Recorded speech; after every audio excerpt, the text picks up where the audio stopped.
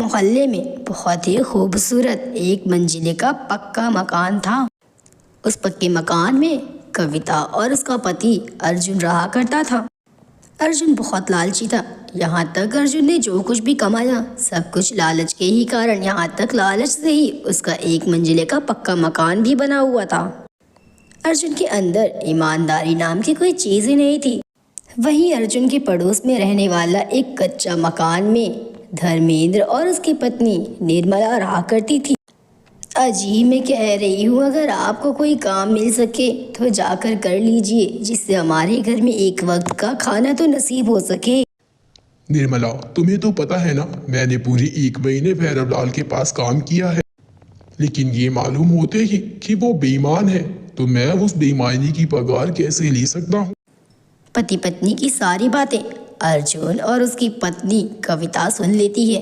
ये सुनने के बाद वो दोनों जोर जोर से हंसते हैं। अरे वाह रे दुनिया, कैसे कैसे लोग हैं इस दुनिया में। खाने का एक दाना भी नहीं है, लेकिन ईमानदारी का भूत सवार है।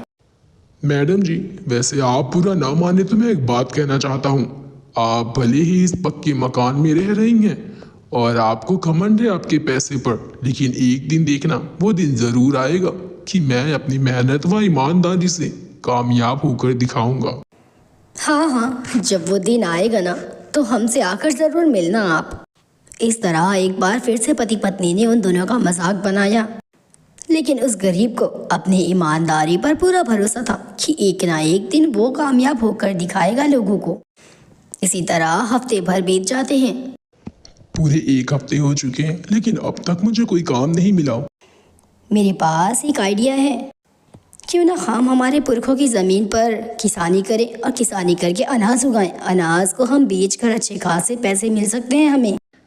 तुम्हारा आइडिया तो बहुत अच्छा है। हम कल ही से अपने खेतों पर मेहनत करेंगे और इसी तरह से पति पत्नी मिलकर खेतों पर मेहनत करके अच्छी से अच्छी फसल उगाते हैं।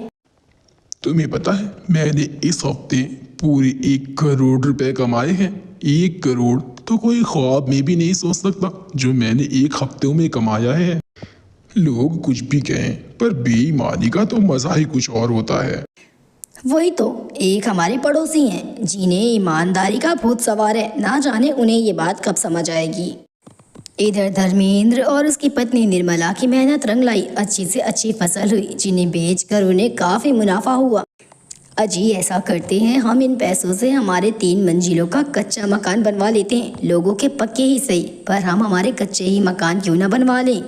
हाँ, क्यों नहीं। वैसे भी ये काफी पैसे हैं, इसमें आराम से हमारे कच्चे मकान बन जाएंगे। और 15 ही दिनों में धर्मेंद्र और उसकी पत्नी ने मिलकर कच्चे 3 मंजिले का मकान तैयार कर लिया, जिन्हें देख दोनों पति पत्नी बेहद खुश हो जाते हैं। तभी पड़ोस में रहने वाले पक्के मकान वाले पति पत्नी उन दोनों का मजाक बनाते हुए कहते हैं, बनाया भी 3 मंजिले का मकान तो कच्चा, कम से कम 1 मंजिला ही सही पक्का तो बनवा लिया होता।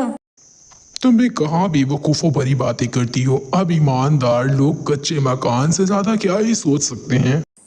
इस बार दोनों पति पत्नी गरीब किसान और उसकी पत्नी का मजाक बना ही रहे थे कि तभी वहाँ पर पुलिस आ जाती है।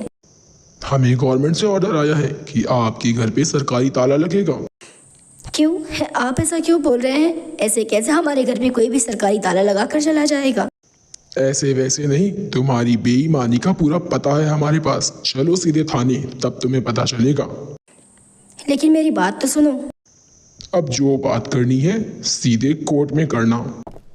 मैंने कहा था ना, ईमानदारी से बढ़ के और कुछ नहीं होता है इस दुनिया में। आज तुमने बेईमानी से 1 मंजिले का पक्का मकान बनवाया, लेकिन उसमें तुम रह भी नहीं सकते। और मैंने अपनी ईमानदारी से कच्चा ही सही 3 मंजिले का मकान बनवाया। आज मैं तुमसे आगे हूँ। और इस तरह से धर्मेंद्र की ईमानदारी रंग लाती है।